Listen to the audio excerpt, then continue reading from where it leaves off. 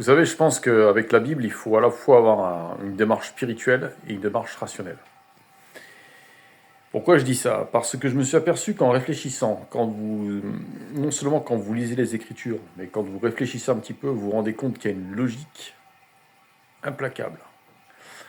Alors là, je suis arrivé à cette conclusion aujourd'hui parce que je me suis rendu compte que, bon, moi j'aime beaucoup regarder des vidéos pour apprendre des choses, je suis assez curieux de l'actualité, etc.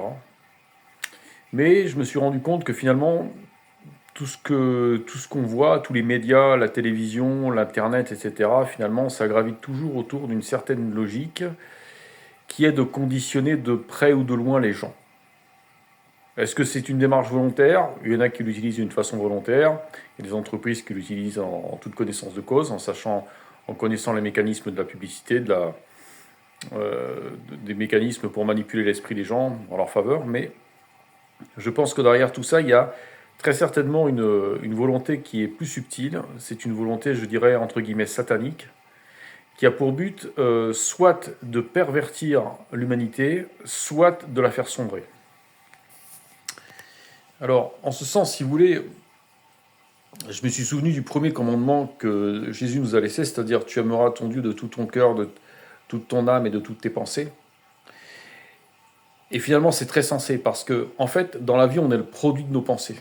Donc si vous pensez à Dieu, si vous pensez que à Dieu, vous allez voir que toute la négativité qu'il y a dans le monde, ça va sortir de votre vie finalement. Vous allez pas, ça va pas vous influencer, ça va pas vous déprimer, ça va pas vous préoccuper. Et là, moi, je m'aperçois que si vous voulez, qu'il y a une espèce de sinistrose dans ce monde. La société, les gens sont entre la dépression, ils se sentent abattus. Moi, j'observe que les gens sont très abattus, sont très déprimés, ils souffrent en fait.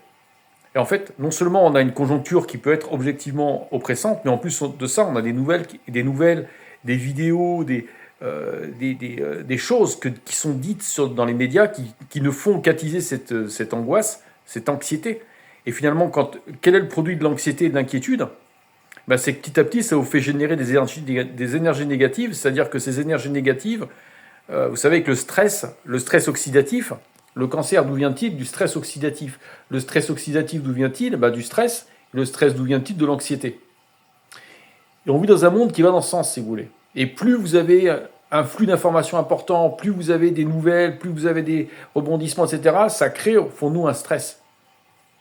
Et ça explique pourquoi la recrudescence, je veux dire, ces 4 cancers qui sont de plus en plus fréquents. Le cancer, à ma connaissance, c'est une des principales causes de mortalité. Et en fait, ça vient de là. Et en fait, si vous voulez, les médias, la télévision, l'Internet, finalement, ça vous met dans un état d'anxiété permanente. Les mauvaises nouvelles, les inquiétudes, il va y avoir une guerre, il va y avoir des incertitudes économiques, etc. Et les gens, finalement, se conditionnent eux-mêmes, et ça détruit toute leur créativité, ça détruit toute leur... Ça les positionne dans une optique de victime. On devient des victimes. Et c'est ce que Satan voudrait. C'est qu'on soit des victimes. C'est qu'on soit d'abord des criminels, nous criminaliser. Donc ça, comment fait-il? Il nous incite, par exemple, à prendre parti, par exemple, de dire par exemple, les Russes sont les méchants. Ou alors d'autres vont dire, les Ukrainiens sont les méchants. Ou d'autres vont dire, Israël n'est pas gentil. Les Palestiniens sont pas gentils. Moi je suis contre ceci, je suis pour cela. Finalement, qu'est-ce que ça fait? Ça crée la discorde dans ce monde, finalement. Ça crée la discorde dans ce monde. Ou bien alors, la deuxième possibilité qu'il essaye de faire, c'est de nous casser, de nous salir au niveau moral. Puisque s'il nous salit au niveau moral, on perd l'approbation de Dieu. Et c'est ce que lui recherche, le mal. C'est que nous aussi, nous soyons désapprouvés par Dieu. Que nous aussi, nous soyons condamnés par Dieu. Et c'est pour ça que je vous invite vraiment, ce premier commandement, d'aimer notre Dieu de tout notre cœur, de toute notre âme, de toute notre pensée, c'est fondamental, c'est vital. Parce que si vous êtes tourné vers Dieu, le mal autour de vous, il ne peut rien faire contre vous. Il n'a pas de prise. Mais ce que les gens ne comprennent pas, c'est que vers là où vous orientez vos pensées, c'est cela même que vous allez devenir. C'est que vous allez être le produit de vos pensées à terme. Et c'est pour ça, c'est une prise de conscience que j'ai eue aujourd'hui. Je me suis rendu compte, finalement, c'est un commandement qui est plus que sensé, et d'autant plus à notre époque, où je m'aperçois que ça devient vital. Ça devient vital. Voilà, Je suis heureux d'avoir pu échanger avec vous aujourd'hui, enfin échanger, partager mes pensées.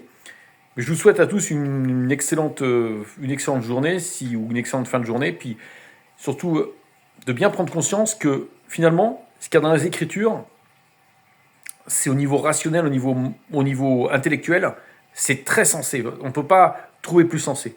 Voilà, je vous remercie, je vous dis à bientôt. Au revoir.